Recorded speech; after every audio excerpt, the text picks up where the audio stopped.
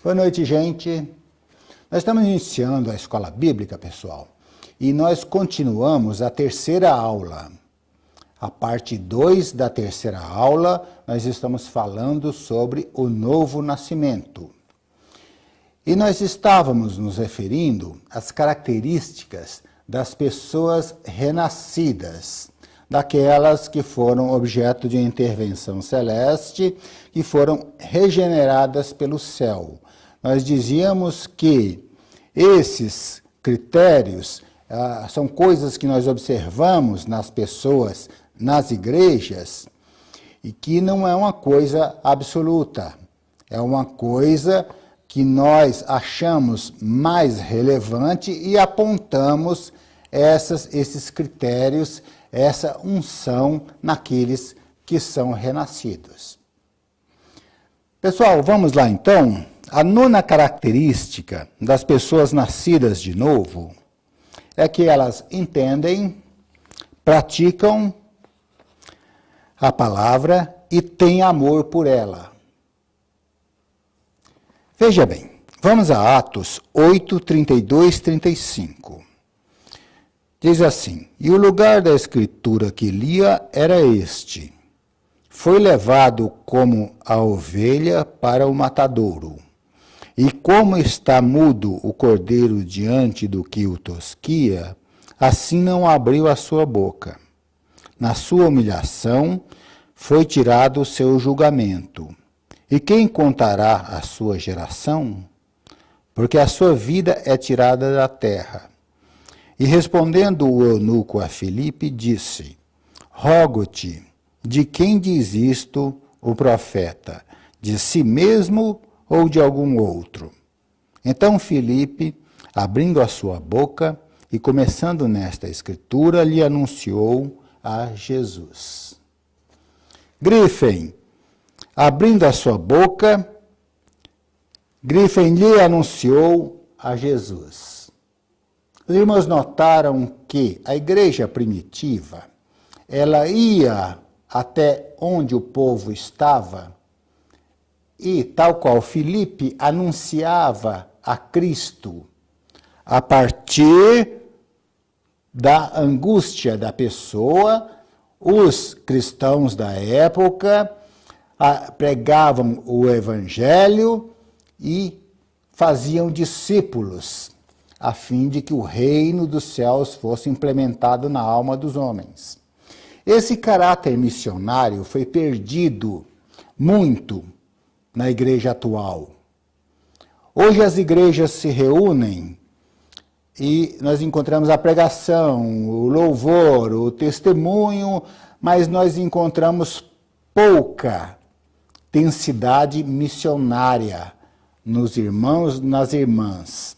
Nós encontramos pouca coisa de ide e pregai o evangelho, porque o chamamento cristão, ele está um pouco distanciado da igreja atual. Algumas igrejas cuidam quase exclusivamente de si, poucas têm visão missionária. Porém, essa visão missionária deve consistir em se reunir, traçar diretrizes e arrecadar fundos para que o evangelho seja disseminado na terra, levantar obreiros e abastecer a seara com esses obreiros. Essa visão missionária foi perdida com o decorrer do tempo. Hoje nós não vemos muito esse estilo de praticar o cristianismo, que na realidade é algo fundamental na vida cristã. Agora, uma questão interessante é perguntar se as pessoas não tivessem um novo nascimento, se ele não existisse para essas pessoas, o que aconteceria? Isso está demonstrado em Atos 19, 13, 16. E alguns dos exorcistas judeus ambulantes tentavam invocar o nome do Senhor Jesus sobre os que tinham espíritos malignos, dizendo: esconjuro-vos por Jesus a quem Paulo prega. E os que faziam isto eram 7 filhos de Seva, judeu, principal dos sacerdotes. Respondendo, porém, o espírito maligno, disse: conheço a Jesus e bem sei quem é Paulo, mas vós quem sois? E saltando neles, o homem que tinha o espírito maligno, e assenhoreando-se de todos, pôde mais do que eles, de tal maneira que nus e feridos fugiram daquela casa. Grifem: conheço a Jesus e bem sei quem é Paulo. Os irmãos notaram que, para expulsar demônios, para fazer a obra de Deus na terra, para orar e interceder, para produzir milagres e maravilhas, primeiro há de ser renascido. Porque se não houver renascimento, se não for conhecido no céu e também pelas hostes malignas, automaticamente nós corremos o risco de sermos vencidos por essas forças.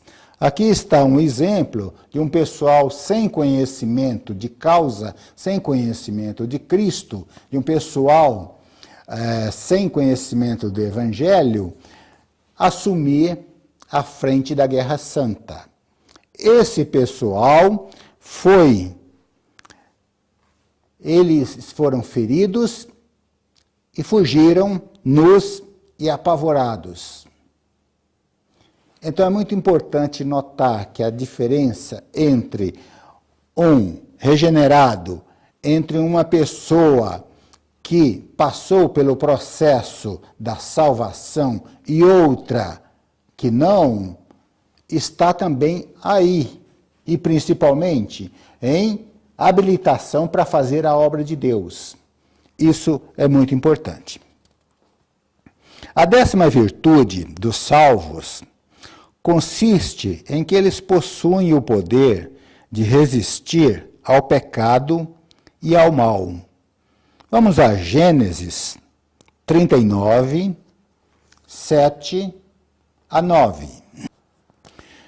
E aconteceu, depois destas coisas, que a mulher do seu senhor pôs os olhos em José e disse: deita-te comigo.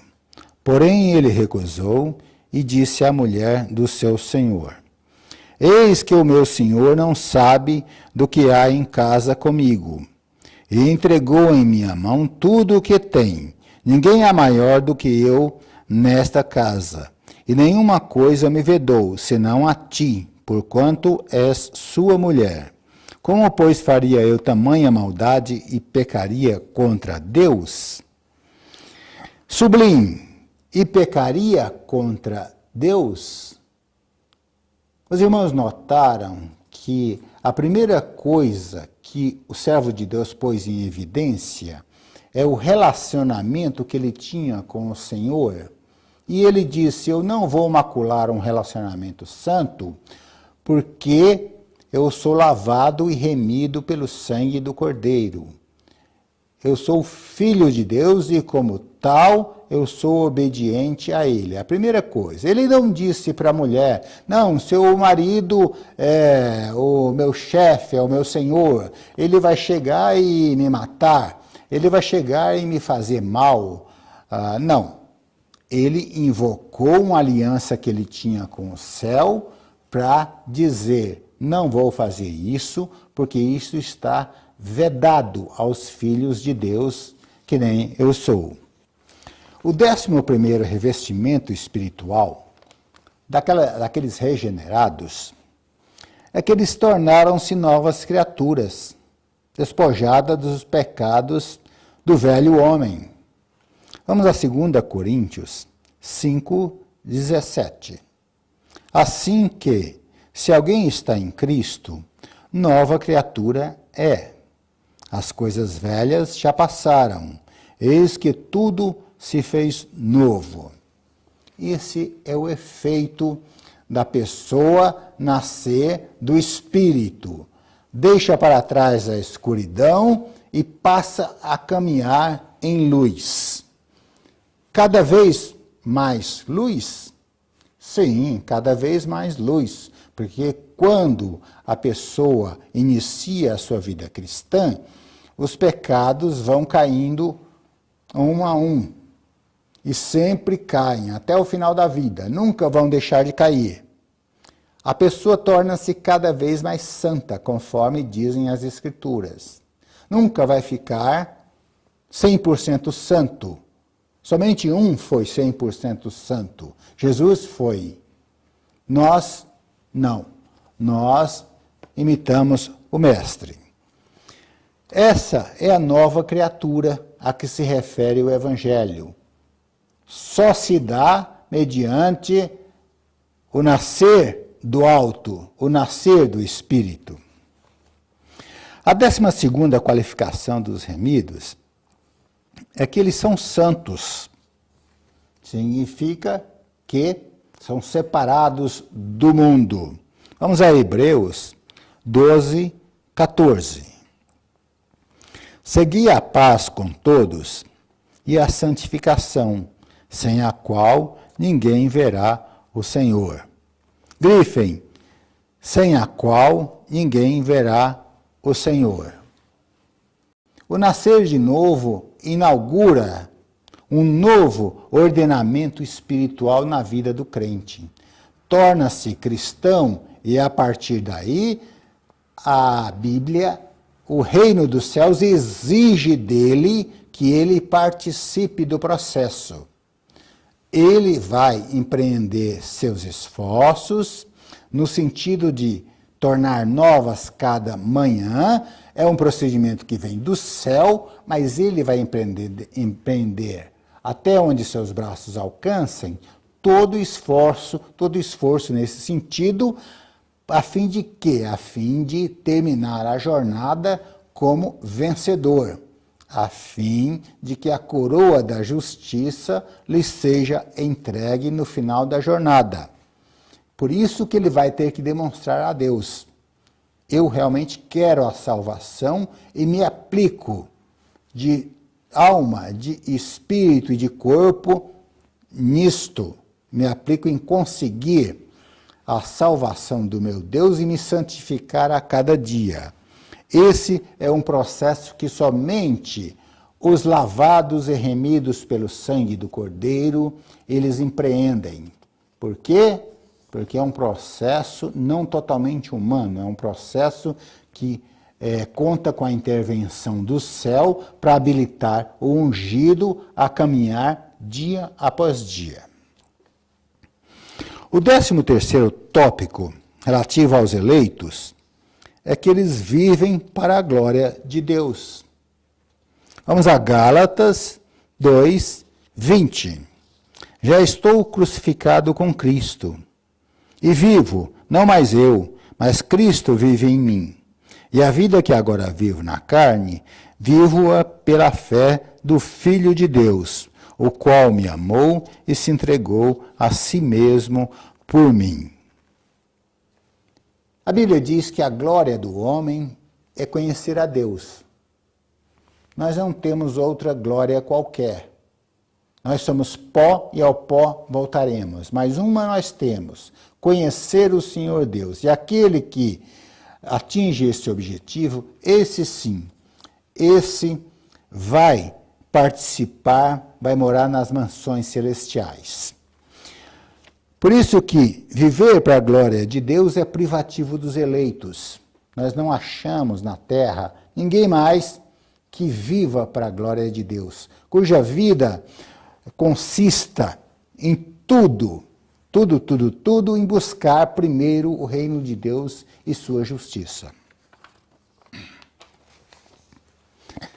O 14º item que qualifica os santos é que eles cuidam dos de sua família. Isso está em 1 Timóteo 5, 8. Mas se alguém não tem cuidado dos seus, e principalmente dos de sua família, negou a fé e é pior do que o infiel.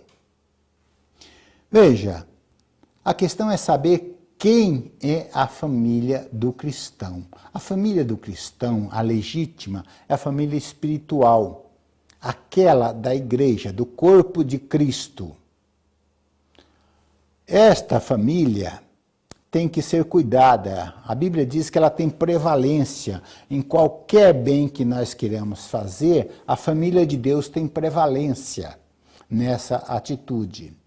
Pois bem, para cuidar dessa família, nós também temos que ter nosso braço forte. E nós labutamos, nós guerreamos com a força do alto e não com a nossa própria força. Então, o braço forte, o amparo aos familiares, significa que você vai sustentar até onde você puder, com seus dons materiais, morais e espirituais, aquelas pessoas a quem Deus colocou sob seu cuidado. Parentes de sangue ou espirituais, mormente aqueles espirituais, você vai sustentar diante de Deus, diante dos recursos que Deus disponibilizou a você. Isso é cuidar da sua família. Os santos fazem isso. A 15ª qualidade daqueles escolhidos é que eles colocam por prioridade na vida o reino de Deus. Para eles, o reino de Deus vem em primeiro lugar do que qualquer coisa. Está em Mateus 6,33. Mas buscai primeiro o reino de Deus e a sua justiça, e todas estas coisas vos serão acrescentadas. Grifem, o reino de Deus e a sua justiça. Significa que, sendo o reino de Deus aquele que, disponibilizado pelo Senhor, a justiça de Deus recai sobre a pessoa de Jesus Cristo, que pagou o pecado daqueles que não tinham condições para isso. Então nós buscamos o reino de Deus, mas não com méritos próprios, através da justiça de Deus, que nos tornou justos por Cristo Jesus. O 16º revestimento dos selados para a salvação é que eles não se conformam com o mundo. Isso está em João 17:14. Dê-lhes a tua palavra e o mundo os odiou, porque não são do mundo, assim como eu não sou do mundo. Ora, pessoal, se uma mensagem é do mundo, ela vai ser acolhida pelo mundo. Se a mensagem é de Deus, a Bíblia diz que o mundo vai rejeitar a mensagem. E isso tem sido assim, desde os primórdios, porque a igreja genuína e verdadeira sempre vai chamar os descrentes para a comunhão. Sempre vai chamar o mundo a ser santo porque Deus é santo. Nunca vai se misturar com o mundo, porque água e óleo não se misturam, são jugos desiguais. O 17º dom dos que herdarão a vida eterna é que eles possuem a vida marcada pelo amor. Romanos 13:10. O amor não faz mal ao próximo, de sorte que o cumprimento da lei é o amor. Em outra passagem, Deus diz que Deus é amor. Ora, veja, se é amor, seus filhos vão ser caracterizados por esse dom maior, que é amar as pessoas, amar as coisas, ter uma vida de comunhão, ter uma vida de amor, uma vida cheia de Cristo, assim como Cristo amou. A 18ª qualificação dos ungidos do Senhor é que eles conhecem o futuro. Eles discernem as pessoas e as coletividades. Vamos a 1 Coríntios 14, 22. De sorte que as línguas são um sinal, não para os fiéis, mas para os infiéis. E a profecia não é sinal para os infiéis, mas para os fiéis. Significa dizer o quê? Significa dizer que a profecia, a voz dizente de Deus, ela simplesmente vai se alojar no coração daqueles nascidos de novo, dos que se tornaram cristãos. Porque as pessoas descrentes e afastadas de Deus não vão entender ou conhecer profecia alguma. Elas podem ter como sinal as línguas dos anjos, dos homens, as línguas diferentes, e nisso elas vão se espantar. Mas entender uma palavra que vem do céu só mediante a unção do Espírito. É por isso que é privativo dos filhos de Deus entender o que Deus diz, porque muitas vezes é resposta de oração, discernir pessoas, que espírito que está falando, discernir coletividades e, inclusive, conhecer o futuro. Porque Deus revela a quem Ele ama. A Bíblia diz que Deus não faz nada sem revelar primeiro aos seus servos, os profetas. O 19º atributo daqueles regenerados é que eles são guardados por um anjo, de dia e de noite. Veja em Hebreus 1:14. Não são, porventura, todos eles espíritos ministradores, enviados para servir a favor daqueles que hão de herdar a salvação? Esse é o chamado anjo da guarda. A Bíblia não diz que é um só, eles podem se revezar. E esses cristãos têm algo diferente. Nós vemos nas vidas rendidas a Cristo que elas a cada dia têm histórias para contar, inclusive histórias desde antes da sua conversão, desde criança. E diz uma tese, alguns teólogos sustentam que essas histórias miraculosas, esses contos de livramentos maravilhosos, são ocasionados pela guerra espiritual entre o anjo de luz que guarda a vida salva e o maligno que intenta fazer mal ao crente. A 20ª regalia para as ovelhas de Cristo é que elas palmilham os caminhos mais altos do céu. Veja em João 3:8. O vento assopra onde quer, e ouves a sua voz, mas não sabes de onde vem nem para onde vai. Assim é todo aquele que é nascido do Espírito. Grifem. Não sabes de onde vem nem para onde vai. Desta forma são os cristãos. Eles são guiados pelos caminhos mais altos do céu.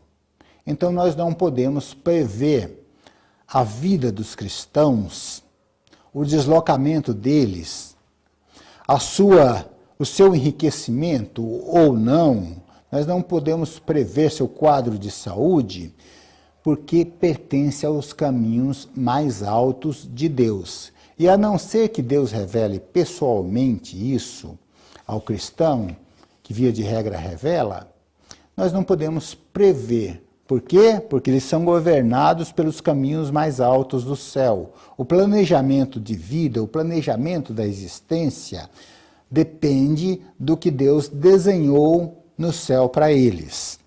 Assim são os cristãos. O 21º dom daqueles redimidos é que eles enxergam os próprios pecados. Vamos a 1 Timóteo 1, 15. Esta é uma palavra fiel e digna de toda aceitação, que Jesus Cristo veio ao mundo para salvar os pecadores, dos quais eu sou o principal. Veja, grifem, dos quais eu sou o principal. Significa dizer que quem estava falando reconhece a sua indignidade perante Deus, ou seja, estava muito próximo de Deus para isso. Ele simplesmente olhava para o céu e via a pureza do Senhor. E assim é até hoje. Quando nós queremos saber se estamos perto de Deus, nós medimos se nós estamos enxergando nossos pecados. Sim, aí sim, estamos perto do Senhor. Se enxergamos os pecados dos outros, nós estamos longe de Deus. É bem simples. O 22º sinal para os filhos de Deus é que eles lutam para conciliarem duas naturezas internas, uma terrena e outra celeste. Vamos a Romanos 7, 19. Porque não faço o bem que quero, mas o mal que não quero, esse faço. É uma declaração dizendo que eu tenho duas naturezas, e se eu estiver na carne, eu produzo somente o mal. Meus caminhos vão ser aqueles escuros, não obstante eu queira seguir um caminho melhor, um caminho de mais luz. Se eu estiver em mim mesmo e se deixar por mim mesmo, eu não consigo fazer o bem, porque todo homem é perverso, o coração do homem é maligno. Porém, para aqueles nascidos do alto, existe um remédio, existe o Espírito do Senhor que os capacita a, de vez em quando, se levantarem no Espírito e praticarem o bem. Se levantarem na unção e praticarem milagres, produzirem curas, produzirem toda espécie de bem que você pode imaginar, porque estão revestidos do poder do alto, e não porque confiam nos seus próprios braços ou fazem a obra com suas próprias forças. Então, pessoal, esses foram os critérios que nós enxergamos como mais relevantes para caracterizar aquelas pessoas que sofreram intervenção celeste na alma, as que se tornaram novas criaturas, porque somente eles são capazes de todas essas coisas. Nenhum outro homem ou mulher descrente é capaz de seguir todos esses critérios, porque a maior parte deles é sustentado pelo céu. A maior parte deles depende de uma força do céu que somente o renascimento, somente a vida com Cristo Jesus, pertencer ao corpo de Cristo, pode causar. Amém, meus irmãos? Até a próxima aula.